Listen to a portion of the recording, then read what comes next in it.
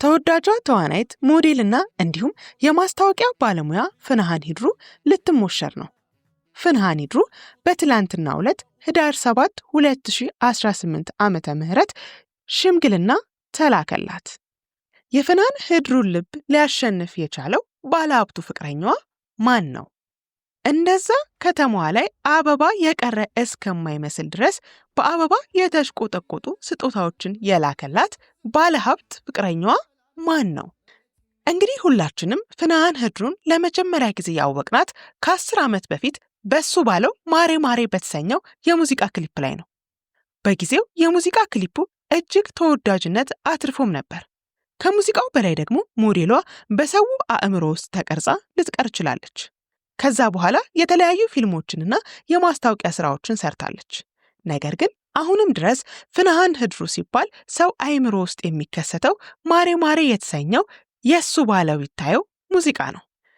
እንግዲህ ህዳር 7 ቀን በደማቅ ሁኔታ ሽምግልና ሳይሆን ሰርግ በሚመስል መልኩ ስለተካሄደው ሽምግልና ከማንሳታችን በፊት እንዲሁም ደግሞ ስለ እጮኛዋ ከማውራታችን በፊት ስለ ፍንሃን ሂድሩ አንዳንድ ነገሮችን ለማንሳት ወደድን። ተወዳጇ ተዋናይት ፍንሃን ሂድሩ ተወልዳ ያደገችው በመዲናችን አዲስ አበባ ነው። ትምህርቷንም ቢሆን የተከታተለችው በዚሁ በአዲስ አበባ ከተማ ውስጥ ነው። በልጅነቷ ወላጅ አባቷን በሞት የተነጠቀችው ፍንሃን እናቷ ለብቻዋ ነበር ያሳደገቻት። መቼም እንግዲህ እናት በብቸኝነት ልጅን ለማሳደግ የምትከፍለው ዋጋ ቀላል አለመሆኑን ሁላችንም እናውቀዋለን።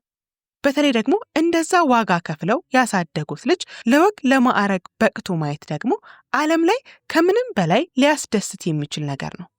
እናም እንኳን ደስ አሎት ለማለት እንወዳለን። እንግዲህ ፍንሃን ለመጀመሪያ ጊዜ በሙዚቃ ክሊፕ ከመጣች በኋላ የተለያዩ የፊልም ዳይሬክተሮችና ፕሮዲውሰሮች አይናቸውን ጥለውባት ወደ ፊልሙ ኢንዱስትሪ ልትቀላቀል ችላለች። እስካሁን 8 ፊልሞችን የሰራች ሲሆን አሁን ደግሞ ገና ለህዝቡ ያልደረሰ አንድ ፊልምን ሰርታለች። እናም በቅርቡ እንደሚለቀቅ ገልጻለች። ከሰራቻቸው ፊልሞች መካከል እርቅ ይሁንና የከበረ ድሃ የተሰኙት ፊልሞቿ ላይ ባሳየችው ድንቅ ብቃት እጅግ ተወዳጅነትንም አትርፋለች። ከቁንጅናዋ በላይ ትወናዋ እጅግ ድንቅ ነው። ከትወናው ባሻገር ደግሞ ከ1 ሚሊዮን በላይ ተከታዮችን በኢንስታግራም ገጿ ላይ አፍርታለች። የተለያዩ የማስታወቂያ ስራዎችንም ትሰራለች። በዛም ዳጎስ ያሉ ገቢዎችንም ታገኛለች። እንግዲህ አብዛኛው ሰው ከፍንሃን ሂድሩ ሽምግልና ጋር ተያይዞ ይችን የመሰለች ቆንጆ እንደ አብዛኞቹ ተዋናዮች እዩኝን የማታበዛ ስርዓት ያላትን ልጅ ያፈሰው ማን ነው? መቼም አንድ ባለሀብት ነው የሚሆነው እያሉ ይገኛል። እኛም እንግዲህ የፍንሃንን ልብ አሸንፎ እሷንም ቤተሰቧንም እሺ ውሰድ ሰጥተንሃል ስላስባለው ግለሰብ መረጃዎችን አጣርተን መተናል። ግለሰቡ እንግዲህ ከ10 ዓመት በላይ እጮኛዋ የነበረ ሰው ነው። ስሙም ፍቅረ አብ ይሰኛል። ስራውም እንግዲህ በኮንስትራክሽን ዘርፍ ላይ የተሰማራ ግለሰብ ሲሆን ትውውቃቸው ደግሞ ከ10 ዓመት በፊት ከጓደኞቹ ጋር በሚዝናናበት ሰዓት የሱ ባለውን ማሬ ማሬ የተሰኘውን ሙዚቃ ይደገም እያሉ ሲያስደግሙ ይሰማል። ይህ ሙዚቃ ይህን ያህል ተወዳጅ ነው እንዴ? እኔ ሰምቼው አላውቅም ሲላቸው አረ እንደውም ክሊፕም አለው ብለው ያሳዩታል።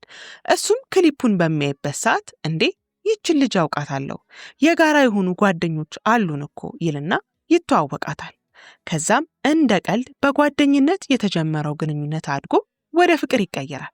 ከዛም አልፎ እንግዲህ እንዳየነው ሰርግን በሚያስንቅ የሽምግልና ስነ ስርዓት ከተማዋ ላይ አበባ የቀረ እስከማይመስል ድረስ በአበባ ስጦታ የትዳር ቀኑን አስቆርጧል። የፍንሃን ቤተሰቦችም በደስታ ልጃችንን ለልጃችሁ ሰጥተናል ብለዋል። ስለ ሽምግልናው ሂደት እንግዲህ ከዘሀበሻ ያገኘነውን መረጃ በዚህ መልኩ እናጋራችሁ። ታዋቂዋ የፊልም ተዋናይትና የማስታወቂያ ባለሙያ ፍንሃን ሂድሩ ከረዥም ጊዜ የፍቅር አጋሯ ፍቅረ አብ ከተባለ ወጣት ጋር ትዳር ለመመስረት በቀረበው ጥያቄ መሰረት በቤተሰቧ ዘንድ የሽምግልና ስነ ስርዓት ተካሂዷል። በተዋናይት ወይም በሴት ወገን በኩል የቆሙት ሽማግሌዎች ደግሞ በኮሜዲያንና በማስታወቂያ ባለሙያው ዘላለም ኩራባቸው የተመሩ ሲሆን በቡድኑ ውስጥ ታዋቂው የቴሌቪዥን ጋዜጠኛ ሰይፉ ፋንታውንም መካተቱ ታውቋል። ጠንከር ያለው የሽምግልና ሂደት የወንዱ ወገን ሽማግሌዎች ልጃችሁን ለልጃችን ስጡን የሚለውን ጥያቄ ባቀረቡበት ወቅት ከፍንሃን ቤተሰቦች እሺታን ከማግኘታቸው በፊት በዘላለም ኩራባቸውና በሰይፉ ፋንታውን በኩል ጠንከር ያሉ ጥያቄዎች ቀርቦባቸው እንደነበር ከስፍራው የወጡ መረጃዎች አመልክተዋል። ምንጮቹ እንደገለጹት የፍንሃን እጮኛ ከዚህ በፊት ሕይወት የለውም ወይም የቀድሞ የትዳር ታሪክ የሚሉና ሌሎች ጥያቄዎች ተነስተው ነበር። ይህ ያልተጠበቀ ጥያቄ የወንዱን ወገን ሽማግሌዎች እሺታን ላናገኝ እንችላለን በሚል ስጋት ውስጥ ገብተው እንደነበር ተገልጿል። በጥያቄዎቹ መሰረት በዘላለም ኩራባቸው የሚመሩት የሴት ወገን ሽማግሌዎች አንድ የውጭ ቆዩና እንመካከርበት በማለት የወንዱን ወገን ሽማግሌዎች ከቤት አስወጥተው ለደቂቃ እንዲቆዩ አድርገዋል። የመጨረሻው ምላሽም እንግዲህ ከምክክር በኋላ ወደ ውስጥ እንዲገቡ የተደረጉት ሽማግሌዎች ምላሹን በጉጉት ሲጠባበቁ በኮሜዲያን ዘላለም ኩራባቸው በኩል የሚከተለው ምላሽ ተሰጥቷቸዋል። የማይመታት የማይፈታት ሚስቱ ትሁን ብለን ፈቅደናል። ይህንን ምላሽ የሰሙትና በከፍተኛ ስጋት ውስጥ የነበሩት የወንድ ወገን ሽማግሌዎች በደስታ እሺታውን መቀበላቸውን በስፍራው የነበሩ የዘሐበሻ ምንጮች ገልጸዋል። እንግዲህ ይህ ምላሽ እውነታን ያዘለ ቢሆንም ትንሽ አነጋጋሪ ሆኗል። ግን ሐሳቡ ልክ ነው። የማይመታት የማይፈታት ሚስቱ ትሁን ብለን ፈቅደናል። ጠንከር ያለ መልእክትን ያዘለ ነው። ምክንያቱም ከቅርብ ጊዜ ወዲህ እየተነሱ ያሉ የትዳር ጉዳዮች ከዱላ ጋርና ከፍቺ ጋር የተያያዙ መሆናቸው ግልጽ ነው። ሁላችንም በተለያዩ ሚዲያዎች የምንሰማው ታሪክ ነው። በተለይ ታዋቂ ሰዎች ላይ ደግሞ ይህ ነገር ገኖ ይወጣል። ማለት ሁሉም አብዛኛው ሰው ጋር የሚደረግ ነገር ነው። ታዋቂ ያልሆኑ ሰዎች ጋር ታዋቂ የሆኑ ሰዎች ጋር የሚፈጸም ነገር ቢሆንም ነገር ግን ታዋቂ የሆኑ ሰዎች ላይ ደግሞ ሲሆን ይገናል። ምክንያቱም ደግሞ ከህዝብ ጋር ያላቸው ግንኙነት ቅርብ ስለሆነ እያንዳንዷ ነገር ሚዲያ ላይ የመውጣቷና እያንዳንዷ ነገር የመመንዘሯ ጉዳይ ከፍተኛ ስለሆነ ነው። እንግዲህ እኛም ወደነዋል ይህንን አባባል። እንኳንም የማይመታትና የማይፈታት ሚስቱን እሺ ብላችሁ ሰጣችሁ።